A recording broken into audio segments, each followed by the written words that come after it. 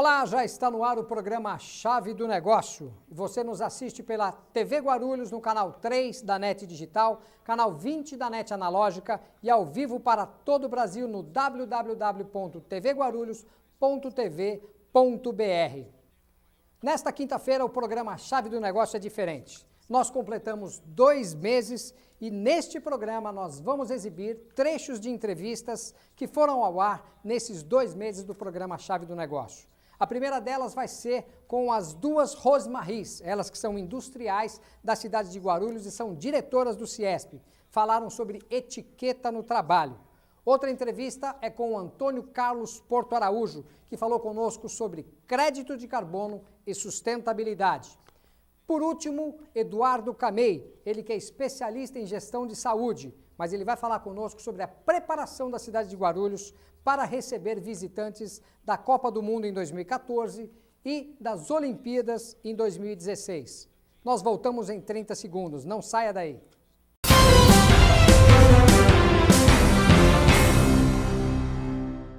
Olá, meu amigo telespectador deste canal público filiado à CESP. Não perca toda semana um programa muito especial chamado Mídia Cidadã. Esse programa é apresentado pelo nosso presidente querido Fernando Mauro Treza. Programa que debate os principais programas de televisão, os conteúdos que você e sua família estão assistindo e que tem como objetivo melhorar a qualidade tanto das TVs públicas quanto dos meios de comunicação em geral. Não percam toda semana com Fernando Mauro Treza, o nosso querido presidente da CESP, neste canal público filiado à CESP. A CESP, Associação dos Canais Comunitários do Estado de São Paulo.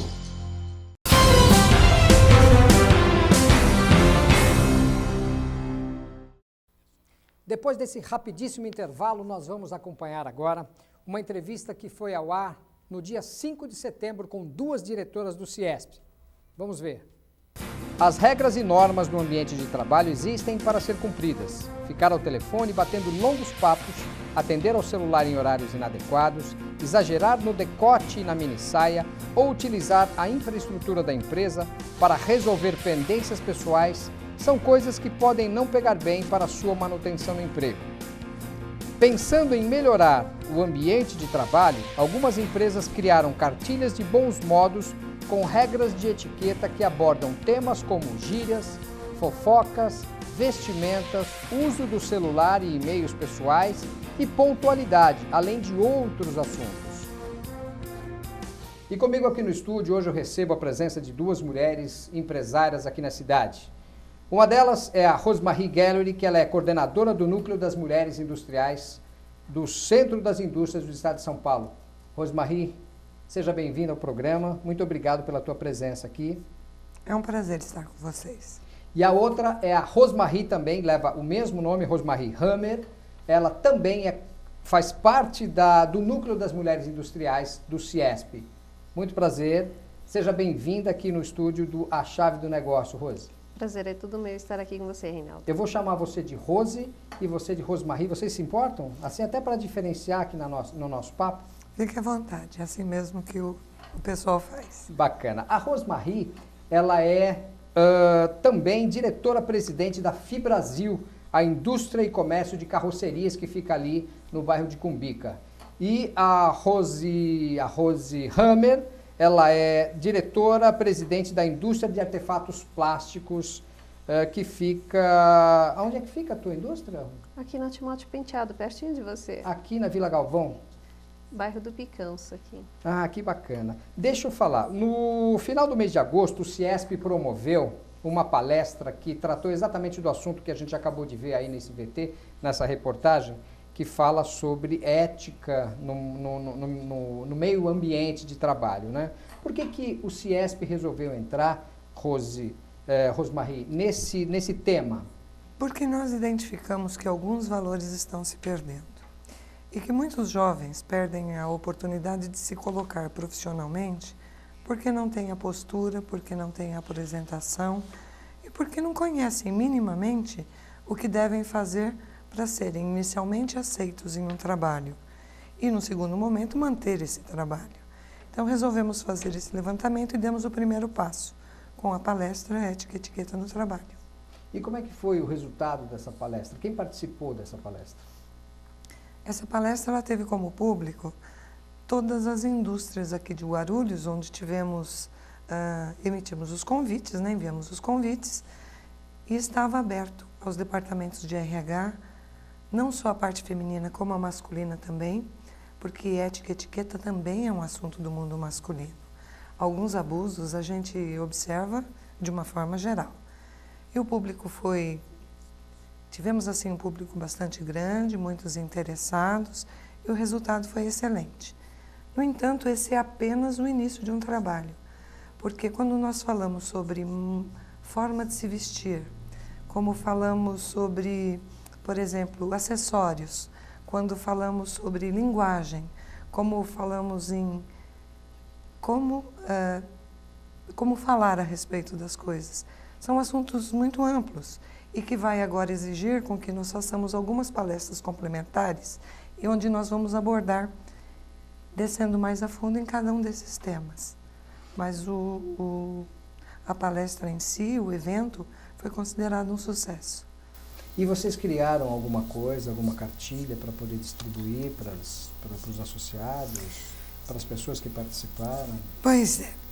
Nesse nosso evento, foi distribuído para os participantes esse pequeno manual de bolso da etiqueta e comportamento no trabalho, que aborda brevemente todos os assuntos. Então, falamos aqui sobre vestuário, acessórios e tatuagem, hábitos e comportamento, damos algumas dicas, falamos inclusive a respeito de cuidado e higiene pessoal, comunicação e tecnologia da informação, sobre o uso que se faz dessa parte que é da empresa e os cuidados que se deve ter com isso, certo? E o local e equipamento do trabalho. Também falamos um pouquinho sobre cordialidade, como estar em um ambiente de trabalho e ser valorizado por isso. Falamos sobre o sorriso, falamos sobre essa cordialidade que deveria fazer parte do dia a dia, que é o bom dia, o boa tarde, o muito obrigado e o sorriso, que é a parte mais importante também. Então, é um assunto que agora nós pretendemos, em próximos eventos, descer em detalhes em cada um deles. Rose, você como empresária, na tua empresa, como é que você enxerga essa questão dos bons modos? Bom, bons modos, a gente só não coloca na empresa. Todas as pessoas que adentram dentro do seu ambiente de trabalho já devem vir com isso, com certeza, de casa. Mas muitas vezes isso se perde no caminho. Mas dentro da empresa é primordial você chegar, estar bem vestida, colocação de acessórios, como nós colocamos isso dentro do tema. Esses acessórios são que brincos, colares? Brincos, colares, pulseiras, anéis. Exageradas. Exato. Porque principalmente dentro do meu setor, você não pode estar usando isso, porque você está lidando com produtos que vão para laboratórios, então você não deve usar nenhum tipo de acessório ou até mesmo pintura. Mas dentro do escritório, sim, mas sempre uma coisa assim mais suave, que você possa estar se apresentando bem para o seu cliente ou para o seu fornecedor. Uma coisa é você estar, como você falou, no escritório, até no setor de serviços, no setor de comércio, e outra coisa é dentro da indústria, né? Na indústria você não pode, dependendo do que você faz, você não pode distrair um segundo, porque você corre o risco ali de perder um braço, um dedo, alguma coisa nesse sentido. Uma dessas regras valem para isso, né? Assim, aquela coisa do bate-papo, distração dentro do ambiente de trabalho, pode até descontrair, por um lado, mas por outro lado pode distrair também, não é? Como é que você vê isso? Eu diria que nós estamos vivendo em um mundo onde ter sucesso ou não depende de nós fazermos a diferença. Fazer a diferença de que forma? Ora, nós não queremos ser igualados àqueles que sabem menos ou àqueles que profissionalmente desempenham menos. Então, como é que a gente faz para fazer a diferença de uma forma boa? Me parece que nós vamos dar um passo atrás e entender um pouquinho de formação, de educação. Há alguns anos atrás, e bastante anos atrás, nós tínhamos uma matéria chamada Educação Moral e Cívica. E essa matéria era muito importante, porque ela preparava minimamente as pessoas para a vida em sociedade. As escolas, elas continham, elas cobravam, elas ensinavam e cobravam bons modos. Hoje o que nós vemos não é absolutamente isso.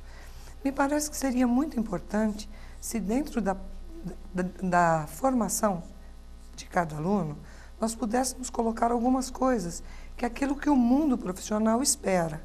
Ora, quando um empresário ele contrata um trabalhador, e eu costumo dizer isso, olhando nos olhos e de uma forma muito simpática. Eu entendo que um candidato ele tem algo a vender e eu tenho algo a comprar. Se ele vende e eu compro, eu quero. Então, o que eu compro? Eu compro 44 horas semanais, eu compro a presença dele pontualmente no posto de serviço, eu cobro a atuação profissional dele, né? Então, eu cobro e espero receber.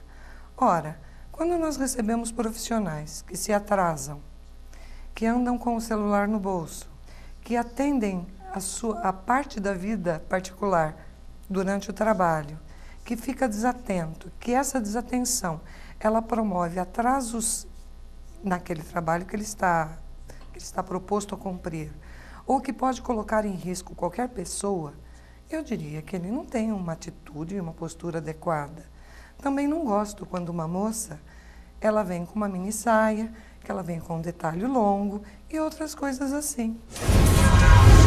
A gente vai chamar um rápido intervalo, não saia daí, a gente volta daqui a pouquinho. No próximo bloco a gente vai falar com o Antônio, vai ouvir a entrevista do Antônio Carlos Porto Araújo, que falou conosco sobre crédito de carbono. Não saia daí.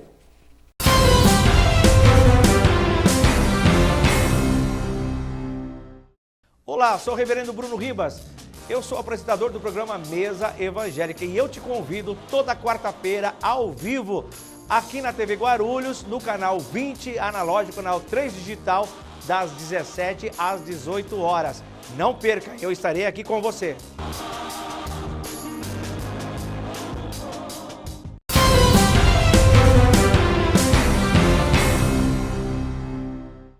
Depois desse rápido intervalo, vocês que acompanharam aí a entrevista da Rosemarie Hammer e Rosemarie Geller, duas industriais aqui de Guarulhos, que fazem parte da diretoria do CIESP, que falaram sobre etiqueta no trabalho.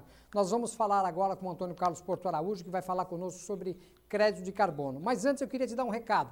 Você que quer participar do programa A Chave do Negócio, você pode mandar um e-mail para nós pelo achave.tv@gmail.com. Visite-nos também pelo Facebook, facebook.com/A Chave do Negócio. E agora sim, vocês vão acompanhar a entrevista que foi ao ar no último dia 29 de agosto, com Antônio Carlos Porto Araújo, falando sobre crédito de carbono e sustentabilidade. O Brasil tenderá, no médio e longo prazos, a aumentar as suas emissões de gases de efeito estufa, por causa da relação direta com o desenvolvimento econômico. Apesar disso, o país tem de buscar soluções para, simultaneamente, crescer economicamente e reduzir o ritmo de aumento das suas emissões. Para tornar isso possível, foram sancionadas em 2009 leis nos âmbitos federal, estadual e municipal que estabelecem metas de redução de emissões de gases de efeito estufa para os próximos anos. Pois é, a gente volta aí com essa informação de redução dos gases de efeito estufa. E o meu convidado aqui é o Antônio Carlos Porto Araújo. Antônio Carlos, essa redução aí, que foi, essas leis que foram sancionadas em 2009, a gente tem uma estadual aqui, que aliás, não sei se você sabe, o governador Geraldo Alckmin, ele recebeu uma premiação, ele vai ter o nome dele estampado num parque lá da Austrália. Você sabia disso por conta das ações do projeto de reduzir em 20% a emissão de gases de efeito estufa até o ano de 2020. Você sabia disso? Então, essa notícia é muito importante em termos de incentivo a políticas públicas de desenvolvimento sustentável. Isso vai se dar como? Através de alteração de processo produtivo e, na verdade, incentivo à inovação. Então, o grande tema do momento é inovação, já que a competitividade está cada vez mais agressiva. Então, aquele que vai se sobressair é que tiver processo inovador de produção. Isso significa redução de custos, porque no final do dia é o seguinte, se você emite menos resíduo, menos lixo, na verdade você pagou então por menos resíduo. Então essa história de abraçar a árvore, comer granola é muito importante. Agora, mais importante é parar com aquela cultura da abundância que tinha farta energia barata e fartos recursos naturais e baratos e farta logística de distribuição. E hoje em dia não é mais isso. Com a Política Nacional de Resíduos Sólidos, você também precisa, como empresário e como produtor, recolher aquilo que você lançou demais. Então, na verdade, o que um desenvolvimento eficiente de cidade tem que promover? É política de fomento a desenvolvimento tecnológico e inovação e também redução de emissões para que possam, e redução de resíduo e de lixo, possam permitir que esse desperdício evitado entre no caixa da empresa, fortalecendo as finanças da empresa. Que não é muito fácil, né? Não. É o que a notícia que a gente acabou de mostrar e falando que aumentar as emissões de gases de efeito estufa é difícil por causa desse desenvolvimento. Então a gente proporciona um desenvolvimento econômico, você, por exemplo, aumenta a renda das famílias, as famílias conseguem comprar o seu carrinho zero, as montadoras despejam no mercado carros, a gente vai aumentar a emissão de gases de efeito estufa por conta, por exemplo, do aumento do número de veículos nas ruas. Então, mas aí são políticas macroeconômicas horizontais, isso não está correto. Então, aumentar a produção e distribuição e venda de automóveis, isso é fantástico, e você permite que outras camadas da população tenham o mesmo direito que outras tiveram de adquirir. O problema é o que fazer com aqueles antigos. Então, esse incentivo à produção automobilística, por exemplo, ele só faria sentido, com redução inclusive de IPIs e outros tributos, se fosse atrelado com uma política de recolhimento de automóveis, por exemplo, com 10 anos de uso. Olha, você compra o seu automóvel com redução de tributo e IPI, só que dali a 10 anos, esse automóvel que você comprou incentivado, ele terá de ser recolhido. Então, você, na hora de comprar, você pode fazer a opção de comprar com tabela cheia de tributo e você fica para sempre com o automóvel, ou você comprar, por exemplo, com redução importante de tributos, mas dali a 10 anos, você entrega esse automóvel ou aquele novo possuidor desse automóvel para descarte, reciclagem e aproveitamento. Você vai estar desenvolvendo cada vez mais a tecnologia nesse automóvel. Você deixa de colocar na rua e deixar rodando na rua automóveis antigos. Menos poluição. Menos poluição. E você, no final das contas, o balanço é o mesmo. Aquela mesma quantidade de milhões de automóveis, só que sempre mais modernos. E com recursos naturais evitados, quer dizer, você deixa de produzir novos insumos para a produção desse automóvel, porque você tem no aproveitamento e na reciclagem daquele antigo. Agora, uma meta ousada do governo do estado, reduzir 20% até 2020. A gente já está em 2013, tem 7 anos para... É muito ambiciosa e vai enfrentar gargalos e dificuldades terríveis. E a solução vai partir justamente dos empresários que vão perceber que é vantajoso tratar a questão ambiental sob a ótica empresarial de geração de grandes negócios. Isso é importante. Então, através de alguma medida de fomento e incentivo, ele percebe que há possibilidade disso, desde que ele tenha esse incentivo e aí vai correr atrás dessa meta. Antônio Carlos, eu quero falar um pouco mais sobre esse assunto no próximo bloco, mas antes, vamos tomar um cafezinho? Vamos sim. Eu vou chamar um rápido intervalo, a gente vai tomar um cafezinho, daqui a pouco a gente volta.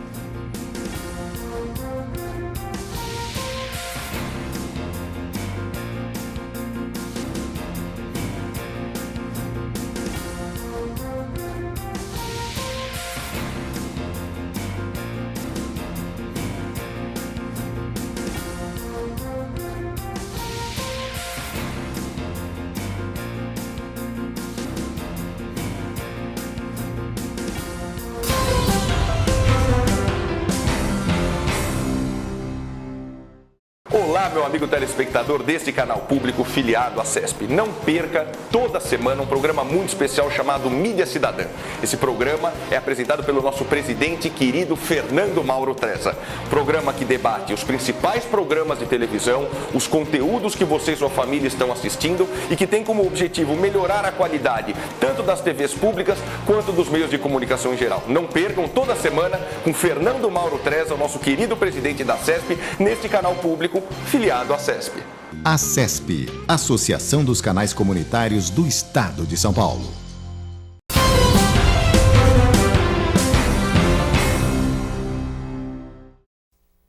Estamos de volta depois desse rápido intervalo e depois desse cafezinho que foi saboreado junto com Antônio Carlos Porto Araújo. Eu queria fazer aqui um agradecimento aos meus colegas de trabalho, companheiros de programa, que tem programas aqui na TV Guarulhos também, que é o reverendo Bruno Ribas, a Ana Duaib com o programa Resumo da Ópera, o Murilo Abas com o programa Murilo Abas Entrevistas e a doutora Cristiane Mota e o Gersi Moreira que tem o programa Hora Cidadã. Obrigado a vocês, obrigado pelo convite que me fizeram para participar do programa de vocês. Agora nós vamos acompanhar uma entrevista que foi exibida na semana passada com o Dr. Eduardo Camei, ele que é especialista em gestão de saúde, mas falou conosco aqui sobre a preparação da cidade de Guarulhos para receber visitantes da Copa do Mundo no próximo ano, em 2014, e para as Olimpíadas em 2016. Acompanhe. Guarulhos está preparada para receber população do mundo inteiro? Pois é, a cidade de Guarulhos não é uma cidade sede, né, da Copa, mas é a porta de entrada do país em relação à Copa do Mundo. E Guarulhos tem cerca de 1.500, 1.800 apartamentos aqui e que com certeza serão preenchidas por turistas, pessoas que vão vir para acompanhar a Copa do Mundo. Nós vamos pegar a Copa do Mundo no período que é de metade de junho até a metade de julho, onde vão pegar também o período de férias.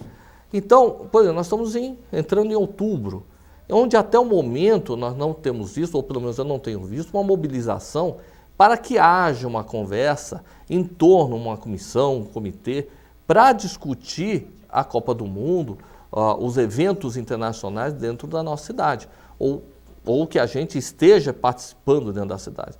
Pelo fato de nós termos turistas que vão ficar hospedados aqui dentro da nossa cidade, normalmente os apartamentos da rede hoteleira já ficam mais ou menos ocupados em torno de 60%, 80%. Normalmente sem ter uma Copa do Mundo. Nós temos a Copa do Mundo, com certeza vai ficar totalmente preenchida. Então nós vamos ter muitos estrangeiros aqui na nossa cidade.